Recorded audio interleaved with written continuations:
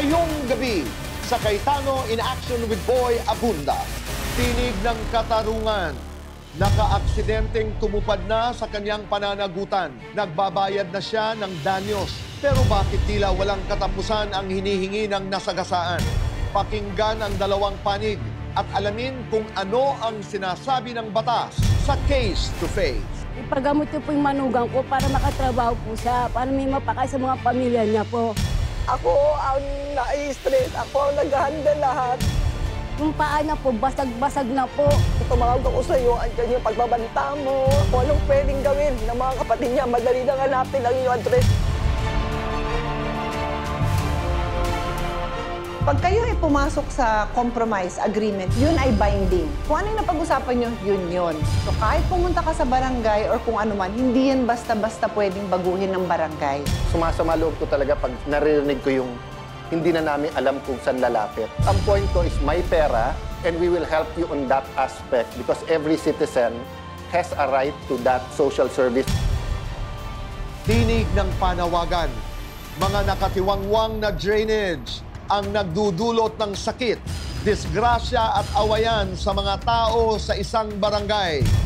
Dinggin ang kanilang hinaing at alamin kung sino ang dapat managot para sa kanilang kaligtasan sa payong kapatid. Nahulog po yung anak ko, alas 6 po ng gabi. May nahulog na bata na leptus.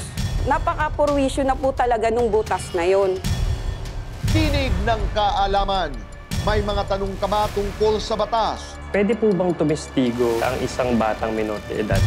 Makinig sa sagot ng mga eksperto sa Kuya Alan at Pia, yes or no? Pakinggan ang iba't ibang tinig sa usapang batas at katarungan. Ngayong gabi, dito sa Cayetano in Action.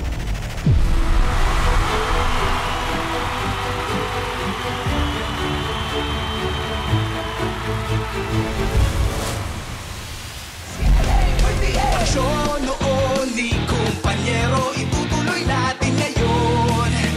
Payong kapatid, ang aming hatid, ibahagi ang biyaya at saya. Cayetano in Action with Boy Abunda.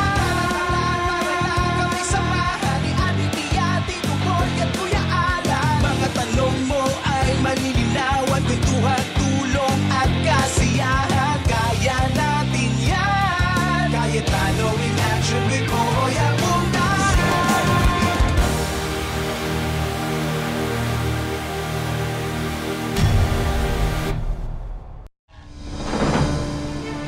Sa CIA with BA, hatid namin ay aksyon. Nung unang pagdulog ko sa Cayetano in Action, hindi ko naman po ini-expect na ganong kabilis. After po nung nag-guest focus ng CIA, in fairness, kinabukasan, hindi pa rin ako makapaniwala na tapos na yung problema ko. Siguro si Lord ang nagturo. Sige, pumunta kayo dyan. Mag-text kayo dyan. Simula po nung pagka-text ko pa lang na, Sir Larry, okay na yung anak kong susunduin na biglang i-reply sa akin, papunta na kayo.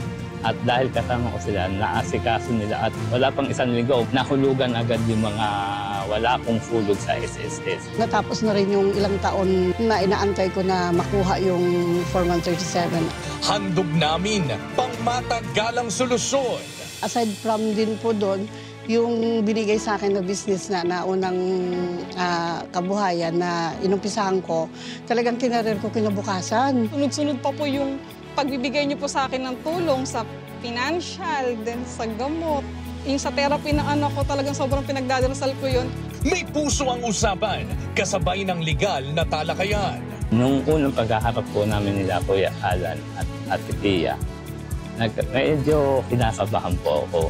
Pero iniisip ko rin po na yun ang pagkakataon kong makaharap sila. Kaya kailangan sabihin ko na yung mga gusto kong sabihin para lahat ng mga katanungan ko mabigyan nila ng sagot. Saka kailangan i-check mo daw lahat yung dokumento para hindi daw ma-scam. Yun ang naalala ko na magandang binigyan na aral nila sa akin. Talagang sobrang ramdam ko yung kung paano kayo tumulong, kung paano yung pagmamahal nyo, pagmamalasakit nyo sa mga tao. Dahil ang tulong na aming bigay ay tungo sa ikagagaan ng inyong buhay. Talagang natulungan ako, hindi lang sa financial, sa physical, tsaka yung aking pag-iisip. Nawala po yung question na, malaking question sa akin na iniisip ko baka cancer, yung mga ganun. Malaki din po ang naitulong talaga ng CIA sa amin. Tahimik na po ngayon yung buhay ko. Sabi ko nga, kahit tumanda siguro ako, kahit tumanda yung mga anak ko, nakakabit na yung pangalan ng CIA. Hindi na mawawala yun. Nais kong mag-thank you sa kanilang magkapatid at kay Tito Boy. Maraming salamat po talaga kay Kuya Alan, kay Ate Pia po, kay Tito Boy. Hindi ho talaga ako nagkamali. Napakabuti po nila. Kay Kuya Alan sa kay Ate Pia, sobrang nagpapasalamat ako dahil sa mabubuti niyong puso. Sabi ko dun sa mga anak ko, makapagtapos ka dyan, kasama yung CIA dyan sa journey mo na yan. Iyan ang serbisyong Cayetano in Action with Boy Abunda. Sana sobrang i-guide po kayo ni Lord. Sobrang i-guide po yung programa nyo na mas marami po kayong matulungan.